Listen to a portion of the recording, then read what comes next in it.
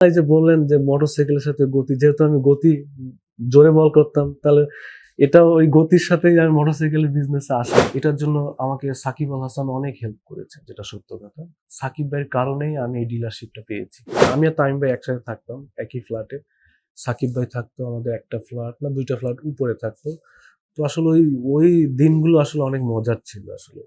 অনেক মজা করতাম। অনেক সাকিব ভাই, তামিম ভাই অনেক মজা করতো আসলে। প্রত্যেকদিন সন্ধ্যার সময় মানে আড্ডা, মানে এক্সট্রিম লেভেলের আড্ডা।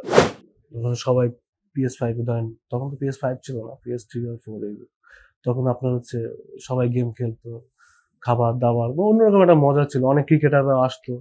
তারপর হচ্ছে ইভেন মাস সাহেবও ২-১ বার মনে হয় আসছে ওই বাসায়। হয়তোবা খারাপ লাগে, অবশ্যই খারাপ লাগে। খারাপ লাগবে না কেন? কারণ আমি নিজে থেকে যেটা দেখেছি, তামিম ভাই আর সাকিব ভাইয়ের যে রিলেশনটা, তো এই রিলেশনটা আসলে এক্সট্রাঅর্ডিনারি ছিল আরকি।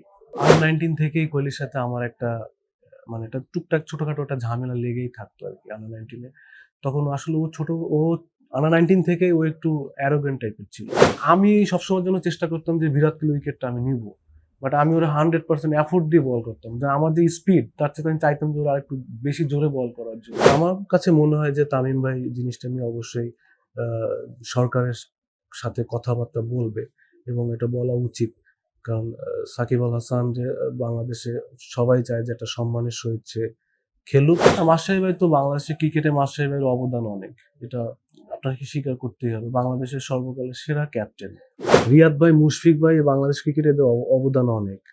তাই না? মিস্টার ডিপেন্ডেবল নামটা তো আমরা কোনো ক্রিকেটার দিই নাই, দেশের মানুষ দিছে। মাশরাফি ভাই, সাকিব ভাইয়ের এই অবস্থান দেইখা না। আমি রাজনীতির ভিতরে কখনো ছিলামও না। কিন্তু হ্যাঁ, এটা সত্য। আমার অনেকের সাথে ভালো মানে কথাবার্তা হতো, পরিচয় ছিল আরকি। আমাকে পছন্দ করতো অ্যাজ এ ন্যাশনাল ক্রিকেটার হিসাবে। না, ক্যাপ্টেন হতে ইচ্ছা করে নাই। টসের জন্য আমাকে মজার জন্য আমাকে পাঠাইছিল যে, "তুই টসটা কইরা আয়।" আমার ক্রিকেটের সাথে থাকার ইচ্ছা আছে।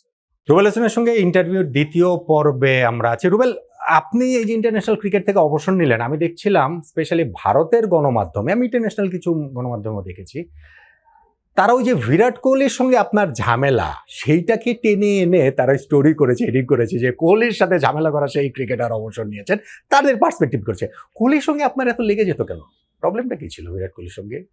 না, না, আমি এটা দেখি নাই অবশ্য। কোহলির সাথে আমাকে নিয়ে এই ঝামেলা করা প্লেয়ার অবসর নিয়েছে। এটা আমি অবশ্য আমার সামনে আসেনি। তারপরও আপনি এই প্রশ্নটা করছেন যে কোহলির সাথে আমার আন্ডার-19 থেকেই কোহলির সাথে আমার একটা মানে একটা টুকটাক ছোটখাটো একটা ঝামেলা লেগেই থাকতো আরকি আন্ডার-19 এ। তখন আসলে ও আন্ডার-19 থেকেই ও একটু অ্যারোগেন্ট টাইপের ছিল আরকি বিরাট কোহলি।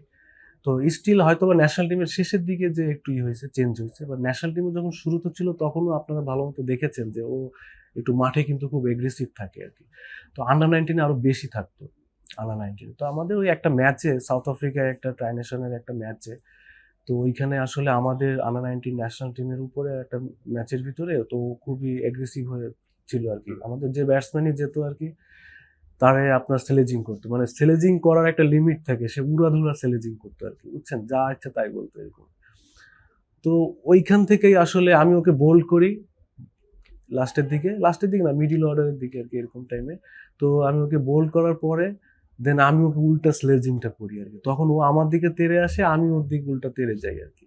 তো ওইখান থেকে আসলে মেইনলি ওর সাথে আমার ঝামেলাটা মানে মাঠে। তারপরে ধরেন আপনার নারায়ণগঞ্জ স্টেডিয়ামেও হইছে একটা প্রস্তুতি ম্যাচে, তারপর ওয়ার্ল্ড কাপ 15 এর ওয়ার্ল্ড কাপ, হ্যাঁ 15 এর ওয়ার্ল্ড কাপেও হইছে, তারপর মিরপুর স্টেডিয়ামে হইছে। মানে এই চোখাচোখি আরকি এই। তো এই জিনিসটা আসলে আন্ডার-19 থেকেই শুরু হইছে আরকি। আপনি যেমন কোহলিকে বাট ও অন দ্য ফিল্ড কিন্তু এরকমের ধরেন একটুই। বাট অফ দ্য ফিল্ডে কিন্তু ওর সাথে আমার কিন্তু হোটেলেও কিন্তু আমরা একই হোটেলে কিন্তু অনেক জায়গায়, অনেক দেশে আমরা কিন্তু ছিলাম। বিভিন্ন বড় ইভেন্ট গুলোতে। ইভেন আমাদের বাংলাদেশে যখন আসতো খেলতে ওয়ার্ল্ড কাপেও, তখনও তো আমি দেখেছি আরকি। তখন কিন্তু সে খুবই কোয়াইট এবং সে কিন্তু মানে সুন্দর করে কথাবার্তা বলে। এবং চ্যাম্পিয়ন্স ট্রফিতেও আমি দেখেছি আমার সাথে আমার ফ্যামিলি নিয়ে কথা বলছে, তুমি কি বিবাহিত, বিয়ে করছো কিনা? মানে এই টাইপের আরকি। তো অফ দ্য ফিল্ড, বাট আমার কাছে মনে হয় he is okay, but on the field মানে টোটালি ডিফারেন্ট। ওরে জিজ্ঞেস করেন নাই যে তুমি আমার সাথে এত ভালো ভালো কথা বলো, তো মাঠে এই অবস্থা হয় কিসের জন্য? না, এইভাবে জিজ্ঞেস করি নাই অবশ্য, বাট আমি জিনিসটা ফিল করছি আর কি, আমার কাছে জিনিসটা ফিল করছি। আপনি যেমন বিরাট কোহলিকে টার্গেট করে রাখতেন, বিরাট কোহলিও কি আপনাকে টার্গেট করে রাখতো বলে আপনার মনে হয়, যে স্লেজিং করার ক্ষেত্রে, এগ্রেসিভ হওয়ার ক্ষেত্রে? না, এটা হইতে পারে, ওটা ও হয়তোবা আমি তো তখন ওর সাথে যখন আমি মাঠে নামতো, ও জানতো যে আমি ওকে স্লেজিং করতে পারি বা ও আমার দিকে তাকাতে পারে, তো মানে ও হয়তোবা কিভাবে নিত আমি জানি না, কিন্তু আমি সবসময়ের জন্য চেষ্টা করতাম যে বিরাট কোহলি উইকেটটা আমি নিব, বাট আমি ওরা 100% এফোর্ট দিয়ে বল করতাম, যে আমার যে স্পিড তার চেয়ে আমি চাইতাম যে ওরা আরেকটু বেশি জোরে বল করার জন্য, বাট এটা আমি চাইতাম আর কি, মানে ওর সাথে আমার এইভাবে একটু থাকতো আর কি, প্রত্যেকটা ম্যাচেই যখন আমি যদি খেলতাম আর কি ওই ম্যাচটা। রুবেল, আমরা আপনার বিজনেসের জায়গাটাতে আসি। আপনি মোটর বাইকের একটা এই ডিলারশিপ, রাইট? জি। ইয়ামাহার, এইটা বছর দুয়েক হলো আপনি শুরু করেছেন। এই বিজনেসটাই কেন? আমি আপনার ইন্টারভিউ একদম শুরু করেছিলাম যে আপনার ক্রিকেট ক্যারিয়ারটা গতির সঙ্গে, এই মোটরসাইকেলের সঙ্গে গতির একটা ব্যাপার রয়েছে। এটা কি কোনো যোগসূত্র কি আছে? না, এই যে বললেন যে মোটরসাইকেলের সাথে গতি, যেহেতু আমি গতি জোরে বল করতাম, তাহলে এটা ওই গতির সাথেই আমি মোটরসাইকেলের বিজনেসে আসা আর কি, একভাবে ধরা যায়, বাট মেইনলি ওটা না, মেইনলি হচ্ছে আমি একটু বাইকের প্রতি আমার একটু অন্যরকম একটা প্যাশনেট কাজ করে ছোটবেলা থেকেই। তো আমার ফ্রেন্ড সার্কেলে বাইক আমি চালাতাম বা এটা সেটা। তো আমি ধরেন যখন ক্রিকেটের ক্যারিয়ারের মানে ইন্টারন্যাশনাল থেকে বাদ পড়ার পরে তো একটা বিজনেস আমি করব চিন্তা ভাবনা করতেছিলাম কি বিজনেস করব। তো এটা নিয়ে আমি অনেক কনফিউজ ছিলাম, আমি আমার ফ্রেন্ড সার্কেল ফ্যামিলির সাথে কি একটা আমার জন্য একটা সুইটেবল বিজনেস দরকার যেখানে আমার কোনো কষ্ট হবে না, আমি একটু রিল্যাক্সে থাকবো আর কি, কারণ সারাটা মানে 12-13 বছর 14-15 বছর আন্ডার 19 যদি একাডেমি ধরেন আর কি, তো সবসময় তো কষ্ট করেই আসতেছি আর কি। তো আমি চাই একটু যাতে একটু রিল্যাক্স থাকতে আর কি, আর যেহেতু আমি বাইকের প্রতি আমার অন্যরকম একটা ফ্যাসিনেশন কাজ করে আমার নিজের কাছে, তো ওই দিক থেকে আমি চাইছি যে ইয়ামা এই বাইকের বিজনেসটাই করব, এবং এটার জন্য আমাকে সাকিব আল হাসান অনেক হেল্প করেছে, যেটা সত্য কথা। সাকিব ভাইয়ের কারণেই আমি এই ডিলারশিপটা পেয়েছি। তো যখন ডিলারশিপ হয় তখন আমি আমাদের দক্ষিণ অঞ্চলের ওই মানে এটা কি সাকিবকে আপনি বলেছিলেন, যে নাকি সাকিবই আপনাকে পরামর্শ? না, আমি সাকিব ভাইকে বলেছিলাম। আমি বলেছিলাম যে আমি প্রথমে চেয়েছিলাম যে আমাদের সাউথ জোনে, যেহেতু আমার বাসা বাগেরহাটে, আমি চেয়েছিলাম প্রথমে ওদিকে করতে, পরে আমি চিন্তা করলাম না, আমি যেহেতু ঢাকায় থাকি ওইটা অপারেট করা আমার জন্য অনেক টাফ হবে। তো আমি তখন চিন্তা করলাম যে না, আমি শুনলাম যে আমাদের এই সাইডটায় বারিধারা বসুন্ধরার এই সাইডটায় একটা ডিলার পয়েন্ট ফাঁকা আছে, এই পয়েন্টটা দিবে। তখন সাকিব ভাই ছিলেন হচ্ছে ইয়ামা ব্র্যান্ড অ্যাম্বাসেডর, আর সাকিব ভাইয়ের সাথে ইয়ামার সাথে খুব গুড রিলেশন আর কি। তো তখন আমি সাকিব ভাইকে আমি পুশ করি, আমি বলছি ভাই আমাকে এই ডিলার পয়েন্টটা আমাকে দিতে হবে, আপনি একটু কথা বলেন।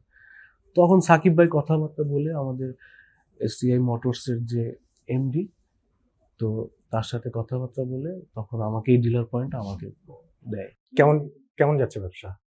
ব্যবসা আলহামদুলিল্লাহ, বা আপনার ভালো মন্দ মিলিয়ে সবকিছুই আছে, বাট এটা ভালো ব্যবসা, সুইটেবল ব্যবসা, ঠান্ডা ব্যবসা, নিরিবিলি ব্যবসা, আর হচ্ছে আমার কাছে ভালোই, মোটামুটি খারাপ না। আমি সবকিছুতে আমি স্যাটিসফাই, আমি কোনো কিছু নিয়ে আমি ওভার হাইপার হয়ে যাই না। সাকিবের কথা বললেন, সাকিব আপনি তামিম, আপনারা একসময় একসঙ্গেই ছিলেন বেশ আগে। জি। সাকিবের সঙ্গে আপনার ওই সম্পর্কে যেটা বললেন, তামিমের সঙ্গে আপনি বললেন যে অবসর নেওয়ার পর তিনি নিজে যেচে পরে আপনাকে এটা দিয়েছে, ওই যে পুরোনো দিন যখন তিনজন একসাথে থাকতেন, আরো কেউ কেউ ছিল, ওই দিনগুলোর কথা আসলে কিভাবে মনে পড়ে, বা আড্ডায় টাড্ডায় আসে কিনা ওই দিনের গুলার আলোচনা? তখন তো আপনারা সবাই ব্যাচেলর, কেউ বোধহয় বিয়ে করেননি। না, আমি তামিম ভাই, সাকিব ভাই, আমি আর তামিম ভাই একসাথে থাকতাম একই ফ্ল্যাটে। সাকিব ভাই থাকতো আমাদের একটা ফ্ল্যাট না দুইটা ফ্ল্যাট উপরে থাকতো। তো আসলে ওই ওই দিনগুলো আসলে অনেক মজার ছিল আসলে। আমি তো দেখতাম কাছ থেকে অনেক কিছু। তো আসলে আমি প্রায় 2.5-3 বছরের মতো একসাথে আমি তামিম ভাই একসাথে থাকতাম। মিনহাজ ভাই ছিল, আপনি মনে হয় মিনহাজকে চিনেন। তো আমরা তিনজনই একসাথে থাকতাম একই ফ্ল্যাটে। আর সাকিব ভাই থাকতো উপরের ফ্ল্যাটে। তো মানে অনেক মজা করতাম, অনেক সাকিব ভাই তামিম ভাই অনেক মজা করতো আসলে। প্রত্যেকদিন সন্ধ্যার সময় মানে আড্ডা, মানে এক্সট্রিম লেভেলের আড্ডা, যেগুলো বলার মানে সবাই PS5 ধরেন, তখন তো PS5 ছিল না, PS3 আর 4 এগুলো। তখন আপনার হচ্ছে সবাই গেম খেলতো, খাবার-দাবার বা অন্যরকম একটা মজা ছিল। অনেক ক্রিকেটাররাও আসতো। তারপর হচ্ছে ইভেন মাস সাহেবরাও 2-1 বার মনে হয় আসছে ওই বাসায়। তো অনেক রকমের মজা হতো ওই বাসায়। যে পিএসজি খেলা নিয়ে মারামারি হতো না সাকিব তামিমের? না, দুইজনে তো ফুটবল পছন্দ করে, দুইজনে ফুটবল খেলতো। পছন্দ করে মানে কি? সারাক্ষণ ফুটবলই খেলতো, অন্য কিছুই খেলতো না। পছন্দ করে মানে কি? একজন ব্রাজিলের সাপোর্টার, একজন হ্যাঁ, হ্যাঁ, আর্জেন্টিনার সাপোর্টার মনে হয়। মানে এরকম, মানে মেসি রোনালদো। তো ওইটা নিয়ে কি গ্যাঞ্জাম লাগতো না? না, না, জ্ঞানজাম না, জ্ঞানজাম না। মানে আনন্দময় ওই যে গ্যাঞ্জাম। আনন্দময় এই আরকি, হ্যাঁ। এইগুলা তো টুকটাকই থাকবে, বাট ওইরকম কিছু না। মজা করতো, অনেক মজা করতো। দুইজনেই মজা করতো। যে কোনো কারণেই হোক, কারণ কি সেটা আমরাও কেউই জানি না, আর আমাদের জানার কথাও না। আর পার্সোনাল সম্পর্ক যে সবসময় একরকম থাকবে এমনও কোনো কথা নাই। কিন্তু আপনি যেহেতু তাদের সঙ্গেই ছিলেন, যখন দেখেছেন যে তাদের সম্পর্কটা আর আগের মতো নাই, বা এখনো সেই আগের যে জায়গাটা ছিল, এটা কি একটু খারাপ লাগে, কষ্ট লাগে? বা বলেন আপনি তাদেরকে, তাদের সাথে তো আমি জানি আপনাদের দুইজনই আপনাকে ভীষণ রকমের পছন্দ করেন, সো ওইটা কি আপনি বলেন কিনা? না, আমি আসলে এখন তো তারা তো সিনিয়র, যার যার পার্সোনাল লাইফ। আমি হয়তোবা বয়সের দিক থেকে তাদের একদম কাছাকাছি সেমই, কিন্তু আপনার ক্যারিয়ারের দিক থেকে তো আমি অনেক জুনিয়র, তাই না? তো ন্যাশনাল টিমে আমার ডিউ হয়েছে অনেক পরে। আর হয়তোবা খারাপ লাগে, অবশ্যই খারাপ লাগে। খারাপ লাগবে না কেন? কারণ আমি নিজে থেকে যেটা দেখেছি, তামিম ভাই আর সাকিব ভাইয়ের যে রিলেশনটা, তো এই রিলেশনটা আসলে এক্সট্রাঅর্ডিনারি ছিল আরকি। তো ওই রিলেশনটা শেষের দিকে আইসে তাদের ওই জিনিসটা আর দেখি নাই। আমি দেখি না, আপনারাও দেখেন নাই, যেটা স্বাভাবিক। তো এই জিনিসটা অবশ্যই খারাপ লাগে। বাট আমি পার্সোনালি চাই যে তারা আগের মতোই আগের সেই বন্ধুত্ব বা আগের সেই জিনিসটা একই হয়ে যাক। এটাই আরকি। তো আমি পার্সোনালি নিজেও চাই। তাই না? এখন এটা আসলে তাদের উপর অনেক কিছু ডিপেন্ড করে। আই হোপ তাদের সাথে মনে হয় কথাবার্তা হয়। আমি জানি না। কথাবার্তা হইতে পারে। হয়তোবা আগের মতো নাই আরকি। আপনারা যেটা যতটা ডিপে দেখছেন, হয়তোবা তার চাইতে এখন হয়তোবা অনেক ভালো সিচুয়েশন তাদের ভিতরে হইতে পারে। হয়তোবা আপনারা জানেন না। হইতেই পারে। তাই না? আবার নাও হইতে পারে। না, অবশ্যই হতে পারে। এবং ধরেন একটা সিনারিও আমি ভাবি বা আমি চাই, আমি জানি যে এরকম অনেকেই চান। এই প্রশ্নটাই আপনার কাছে, আপনি ওরকম কিছু চান কিনা? যে ধরেন তামিম ইকবাল এখন বোর্ড প্রেসিডেন্ট, সাকিব আল হাসান এখন অ্যাক্টিভ ক্রিকেটার, তিনি ফিরে আসার কথা বলছেন। আগের বোর্ড, তার আগের বোর্ড, বুলবুল ভাইয়ের বোর্ড, ফারুক ভাইয়ের বোর্ড বিভিন্ন সময় বলেছে, কিন্তু ওইগুলা কথার কথা স্টানবাজি, ওইটা আমরা জানি। এবং সার্টেনলি এটা তামিমের হাতে পুরাটা না, সাকিবকে এনে খেলানোটা তো বোর্ডের হাতে পুরোটা না। কিন্তু আপনি কি আসলে ওইটা এক্সপেক্ট করেন নিশ্চয়ই যে তামিম তার জায়গা থেকে সর্বোচ্চ চেষ্টাটা করবে, বা সাকিব আল হাসানের সঙ্গে মিলে যে কিভাবে সাকিবকে বাংলাদেশ ক্রিকেটের সঙ্গে আবারও ইনভলভ করা না, যায়? ডেফিনেট এটা আমি একা চাই না, এটা সবাই চায় যে সাকিব ভাইয়ের যে বাংলাদেশ ক্রিকেটে যে তার অবদান, এবং তাকে সবাই চায় যে একটা প্রাপ্য সম্মানের সহিত যেন ক্রিকেট থেকে রিটায়ার্ড করে, তাই না? এবং তার রিটায়ারটা একটু অন্য রকমের হবে, এটা সবাই আশা করে, তাই না? যেহেতু সে ওয়ার্ল্ড ক্রিকেটে অনেক বছর, প্রায় 11-12 বছর নাম্বার ওয়ান অলরাউন্ডার ছিলেন, আমাদের সর্বকালের সেরা। সর্বকালের সেরা ক্রিকেটার, রাইট? তো তামিম ভাই ডেফিনেটলি তার খুব কাছের বন্ধুও ছিলেন, আছেনও, তাই না? তো তো আমার বিশ্বাস যে তামিম ভাই জিনিসটা নিয়ে অবশ্যই কথাবার্তা বলবে। হয়তো তামিম ভাই এখন অ্যাডাপ্ট কমিটিতে আছে, সামনে নির্বাচন করবেন, তখন সে তখন আরো বেশি একটা পাবে, তাই না? তো আমার কাছে মনে হয় যে তামিম ভাই জিনিসটা নিয়ে অবশ্যই সরকারের সাথে কথাবার্তা বলবে, এবং এটা বলা উচিত। কারণ সাকিব আল হাসান যে বাংলাদেশে সবাই চায় যে একটা সম্মানের সহিত সে খেলুক। হয়তো আমি জানি না সে খেলবে কিনা, হয়তোবা খেলতে পারে আরো কিছুদিন। আর যদি খেলে তা খেললো, আর যদি না খেলে তাহলে সম্মানের সহিত একটা রিটায়ার্ড সে যেন নিতে পারে, এই আরকি। হয়তোবা এটা আশা করছি, আমিও আশা করছি তামিম ভাইয়ের কাছে, ক্রিকেট বোর্ডের কাছে। ঠিক আছে, এখন দেখা যাবে সামনে কি হয়। মাশরাফি বিন মুর্তজা বাংলাদেশ ক্রিকেটে সম্পৃক্ত হোক, এটা কি আপনার চাওয়ার জায়গায় রয়েছে কিনা, বা সেটাতে বাংলাদেশ? মাশরাফি ভাই তো বাংলাদেশের ক্রিকেটে মাশরাফি ভাইয়ের অবদান অনেক। এটা আপনাকে স্বীকার করতেই হবে। বাংলাদেশের সর্বকালের সেরা ক্যাপ্টেন। তাই না? এটা আপনাকে স্বীকার করতেই হবে। তো মাশরাফি ভাই হয়তোবা এখন সিচুয়েশন সবকিছুই তার এগেইনস্ট এ।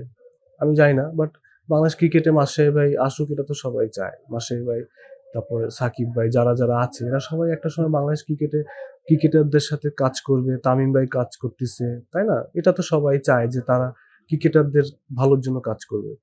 আপনি মাশরাফি সাকিবের কথা বলেন, ধরেন আমি যদি একটু পঞ্চপাণ্ডবের কথা বলি, মাশরাফি, সাকিব, তামিম, মুশফিক, মাহমুদুল্লাহ রিয়াদ, তাদের নিয়ে অনেক হাইলাইট হয়েছে, আমরা মিডিয়াতে অনেক আলোচনা করেছি, কথাবার্তা বলেছি, লেখালেখি করেছি। অবভিয়াসলি তাদের পারফরমেন্স এটা একটা গুরুত্বপূর্ণ ব্যাপার। একসঙ্গে তারা এসেছেন, একটা দীর্ঘ সময় তারা পারফর্ম করেছেন, সেটাও একটা ব্যাপার। কিন্তু ধরেন আপনারা অন্যরা যারা ছিলেন তাদের কাছে কি মনে হতো কিনা, আপনার কাছে কি মনে হতো কিনা যে না আমাকে ওনাদের মতো করে যদি হচ্ছে আমি একটু হাইলাইটেড হতাম? না, এটা তো আসলে সব ক্ষেত্রে সবকিছু তো আশা করাটাও ঠিক না, তাই না? তো রিয়াদ ভাই, মুশফিক ভাই বাংলাদেশ ক্রিকেটে অবদান অনেক, তাই না? মিস্টার ডিপেন্ডেবল নামটা তো আমরা কোনো ক্রিকেটার দিই নাই, দেশের মানুষ দিছে, তাই না? সে জায়গাটা সে অ্যাচিভমেন্ট করছে বলে তো দেশের মানুষ তাকে মিস্টার ডিপেন্ডেবল দিছে, তাই না? তো যে যে লেভেলের এখন সাকিব ভাই, যে লেভেলের সাকিব ভাইকে সেই লেভেলের রেসপেক্ট, সেই লেভেলের সম্মান করতেই হবে, তাই না? তো এটা আপনাকে বিবেচনা করতে হবে যে কিন্তু ন্যাশনাল টিমের প্রত্যেকটা ক্রিকেটার দেশের জন্য খেলে। কেউ কিন্তু পার্টিকুলারলি যে আমি একাই খেলতেছি তা না। এখানে সবাই দেশের জন্য খেলে। কেউ কম খেলে, কেউ ১ বছর খেলে, কেউ ১৫ বছর খেলে। কিন্তু দেশের জন্য সবাই খেলে। তামিম ভাই কিন্তু সেদিন একটা কথা আমার খুব ভালো লাগছে মিডিয়ার সামনে। উনি বলছে যে ন্যাশনাল টিমে যে রিপ্রেজেন্ট করছে তাকে সবাইকে সমান চোখে আমরা ক্রিকেট বোর্ড দেখব। তো এই জিনিসটা আমার কাছেও সবাই এটা নিয়ে কিন্তু আলোচনাও করে। ঠিক আছে? যে এই জিনিসটা কিন্তু ভালো। ক্রিকেটারদের জন্য খুবই ভালো। খুশি হয় অনেকেই। হয়তোবা কেউ ২ ম্যাচ খেলে বাদ পড়ে গেছে। কেউ আবার ১৫ বছর, ৮ বছর, ৯ বছর, ৭ বছরও খেলছে। তাই না? তো সবাইকে সমান চোখেই দেখবে, এটা আরকি। ডেফিনিটলি রিয়াদ ভাই, মুশফিক ভাই, মাশরাফি ভাই, সাকিব ভাই, তামিম ভাই যারা আছেন সিনিয়র, যারা আগেও খেলেছে, শাহরিয়ার নাফিস থেকে শুরু করে যাদেরকে আমি পেয়েছি, জুনায়েদ সিদ্দিকী, ইমরুল কায়েস, যাদের সাথে খেলেছি। তো সবাই কিন্তু সেম। সবাইকে সেই সম্মানটুকু সবাইকে প্রাপ্য দেওয়া উচিত এবং জুনিয়র থেকে শুরু। আপনার মোটর বাইকের একটা প্রশ্ন আমি আলোচনা করতে ভুলে গেছিলাম প্রশ্ন করতে, সেটা হচ্ছে কি যে আপনার এই শোরুম থেকে ক্রিকেটার কে কে মোটর বাইক কিনেছে? নিয়েছে ২-১ এই হাসান মাহমুদ না, শরীফুলের কাজিনের জন্য নিয়েছে। তারপর হচ্ছে আমাদের ২-১ টা প্লেয়ার নিয়েছে আরকি। কিন্তু ওদের মানে কাছের মানুষ দিয়ে নিয়েছে অনেক আরকি। ধরেন ভাইয়ের জন্য নিছে। কে এটা আর কি মানে পাঠাইছে আর কি আপনার কাছে? হ্যাঁ, আমার কাছে পাঠাইছে। অনেকেই পাঠাইছে। আমাদের আম্পায়াররা নিছে অনেকেই। সাংবাদিক নিছে ২-১ জন। আমাদের ক্রিকেটার মানে স্পোর্টস এর সাংবাদিক অনেকেই। আচ্ছা, আপনি এইখানটাতে হচ্ছে গিয়ে আপনার ফেসবুক স্ট্যাটাসের ব্যাপারে একটু কথা বলতে চাই। আপনি ফেসবুকে খুবই সরব। বিভিন্ন সময় বিভিন্ন স্ট্যাটাস আর আপনার কাছ থেকে আমরা পাই নাকি। রাজনৈতিক স্ট্যাটাস একসময় আপনার কাছ থেকে প্রচুর দেখতে পেতাম। এখন আর খুব একটা দেখতে পাই না। রাজনীতি করার কি আগ্রহ ছিল বলে তখন মনে হয়েছিল? না। আমার রাজনীতি করার কোনো ইন্টারেস্ট নাই। ফার্স্ট অফ অল এটা আপনার সম্পূর্ণ ভুল ধারণা। আমি স্ট্যাটাস দিয়েছি, কোন ধরনের স্ট্যাটাস দিয়েছি, আমার স্ট্যাটাস গুলো একটু খেয়াল করবেন। ঠিক আছে? খেয়াল করলে বুঝতে পারবেন যে আমি কোনো একটা খারাপ কোনো কিছু, দেশের যদি কিছু যদি হতো তখন ওইটা নিয়ে আমি কথা বলতাম। ক্রিকেট নিয়ে আমি অনেক কথা বলি। এটা এখনো বলি, সামনেও বলবো। ঠিক আছে? ক্রিকেট নিয়ে আমি কথা বলি। কিন্তু পলিটিক্যাল কোনো বিষয় নিয়ে আমি যদি দেশের কোনো একটা ক্রাইসিস বা কোনো ধরনের কোনো একটা খারাপ কিছু হয়, ঠিক আছে? তখন আমি ওই জিনিসটা নিয়ে কথা বলি। আমি পজিটিভ ওয়েতে কথা বলি। এটার সাথে রাজনীতি করা বা এটার সাথে কোনো যুক্তি নেই। আগ্রহ নাই। আগ্রহ তো নেই। আচ্ছা। এটা কি মানে আগে থেকেই নাই নাকি সাকিব আর মাশরাফির এই রাজনৈতিক অবস্থা দেখে? না। মাশরাফি ভাই, সাকিব ভাইয়ের এই অবস্থান দেখে না। আমি রাজনীতির ভিতরে কখনো ছিলামও না। কিন্তু হ্যাঁ, এটা সত্য। আমার অনেকের সাথে ভালো মানে কথাবার্তা হতো, পরিচয় ছিল আরকি। আমাকে পছন্দ করতো অ্যাজ এ ন্যাশনাল ক্রিকেটার হিসাবে। অ্যাজ এ ন্যাশনাল ক্রিকেটার আমি অ্যাজ এ ন্যাশনাল টিমের প্লেয়ার অনেক বছর দেশের জন্য খেলতেছি। ওই হিসেবে আমাকে পছন্দ করতো। এটার সাথে পলিটিক্যাল কোনো ইস্যু নাই। আপনি একটা স্ট্যাটাসে লিখেছিলেন, আমি দেখেছিলাম আপনার স্ট্যাটাসটা এখন আছে, যে সচিন টেন্ডুলকার বলেছিলেন একজন সাকিব ১০,০০০ বছর পর জন্ম নেয়। তো কোত্থেকে পেয়েছেন? না, এটা আমি দেখেছিলাম। এটা আমি কোথাও যেন একটা ভালো একটা নিউজ পোর্টালে আমি দেখেছিলাম এবং বড় একটা নিউজ পোর্টালে আমি দেখেছিলাম। দ্যাটস হোয়াই আমি ওরাই আর কি আপনার মানে ওইখানে আপনি বিভ্রান্ত হয়েছেন? জি, আমি ওইখান থেকে আসলে না, এরকম কোনো কথা তো বলেনি। আচ্ছা যাক, ন্যাশনাল টিমে আপনি তো অনেক বছর খেলেছেন। ২০০৯ থেকে ধরেন ২০২১, ১২ বছর দীর্ঘ সময়। ক্যাপ্টেন হতে ইচ্ছা করেছে কখনো? মনে হয়েছে যে ক্যাপ্টেন হতে পারতাম? এমন কোনো ইচ্ছা করে নাই। কেন? না, ক্যাপ্টেন হতে ইচ্ছা করে নাই। কারণ আমি তো আমার জায়গাটা তো আসলে আমি পেস বোলার। আমি দেশের জন্য আমি কিছু ভালো কিছু দিতে পারাটাই আমার জন্য এটাই ছিল গর্বের বিষয়। এবং আমি সবসময়ের জন্য মরিয়া থাকতাম যে আমি ভালো করব। দেশের জন্য কিছু একটা করতে হবে বা দেশে একটা ভালো একটা ম্যাচ উপহার দিতে হবে, আমি এই জিনিসটা নিয়ে সবসময় চিন্তা করতাম। বাট আপনি যেটা বলেছেন এটা নিয়ে আমি কোনোদিন আশাও করিনি, কল্পনাও করিনি, মাথায় কোনোদিন ঢুকেও নি। ক্যাপ্টেন্সি এমনি আপনি ডোমেস্টিকও মনে খুব একটা করেন নাই। একটা প্রস্তুতি ম্যাচে কোন একটা টিম যেন এসেছিল আমাকে চিটাগাং এর একটা ম্যাচে, আমাকে জাস্ট টচের জন্য আমাকে মজার জন্য আমাকে পাঠাইছিল যে তুই টসটা কই দেয় আর কি, ওই আর কি। আর এমনি ডোমেস্টিকে করেছি কিনা আমার খেয়াল নাই, আমি ডোমেস্টিক আমি করিনি। আমাকে এমনি বলছিল, আমার কোচ বলছিল তুই করবি নাকি, ইভেন সালাউদ্দিন স্যারই আমারে বলছিল, মানে আমি জানি না মজা করে বলতে পারে হয়তো বা, বাট বলছিল যে ওই সময় আমাদের টিমে যে ক্যাপ্টেন ছিল তার কাছ থেকে পারফরমেন্সটা ভালো পাচ্ছিল না আর কি, হয়তো বা বলতেছিল রুবেল তুই কিন্তু তুই মাথায় রাখ তুই ক্যাপ্টেন হইতে পারস। আমি কইছি, তখন আমি মানে হাইসা জিনিসটা উড়াই দিচ্ছি আর কি, আমি স্যার আমার এইগুলোর ভিতর ঢুকাইয়েন না, ঠিক আছে আমি নিজে বোলিং নিয়ে আছি চিন্তিত। আমার লাস্ট প্রশ্ন সেটা হচ্ছে কি যে ক্রিকেট ক্যারিয়ারটা ছেড়েছেন, ক্রিকেটের সঙ্গেই তো থাকবেন, কোচিং এর কথা শুনছিলাম। না, কোচিং এর কথাটা আসলে কি অনেক আমাকে কয়েকজন সিনিয়র বড় ভাই কয়েকজন না দুই একজন, আর জুনিয়ররা আছে আমার সেম বয়সী কিছু দুই একজন প্লেয়াররা আছে, তো তারাই আমাকে মানে বলছে যে ভাই আপনার উচিত যে ক্রিকেটের সাথে থাকা ও কোচিং টোচিং করানো আর কি, এটার সাথে থাকলে আপনার জন্য ভালো হবে এই আর কি। কষ্ট না বললেন করবেন না, এই জন্য একটা আরামদায়ক ব্যবসা নিয়েছেন, আবার কোচিংগুলো তো আবার মাঠে। না না কষ্ট, ওটা তো আমি বলছি যে ক্রিকেটের সাথে থাকা, আমি যে ক্রিকেট ক্যারিয়ার তো আমার শেষ করেছি আর কি, আমি বলছি যে কষ্টদায়ক কোনো বিজনেস করবো না যেটা আমাকে অনেক মানে প্যারা দিবে আর কি, বুঝছেন না, ওই জিনিসটা আমি বলি, আমি একটা মজার বিজনেস খুঁজতেছিলাম আর কি, যেটা আমি পেয়েছি আর কি। কোচ রুবেল হোসেনকে আমরা দেখতে পাবো ভবিষ্যতে? এটা এখনো শিওর না। ইচ্ছা আছে? ইচ্ছা আছে মানে কি, চাচ্ছি, বাট এখন আমি সিচুয়েশন প্লাস হচ্ছে চিন্তা ভাবনা করতে হবে, কারণ এটা আমি এখনো ওইভাবে ভাবিনি, যেটা সত্য কথা এখন ওইভাবে ভাবিনি, বাট আমার ক্রিকেটের সাথে থাকার ইচ্ছা আছে। Well, thank you very much আমাদেরকে সময় দেওয়ার জন্য, অসংখ্য ধন্যবাদ আপনাকে। আর স্লগ ওভারের একটা অংশ নিয়ে শুধু আপনার সঙ্গে লাস্ট আর 5 মিনিট সময় নেব।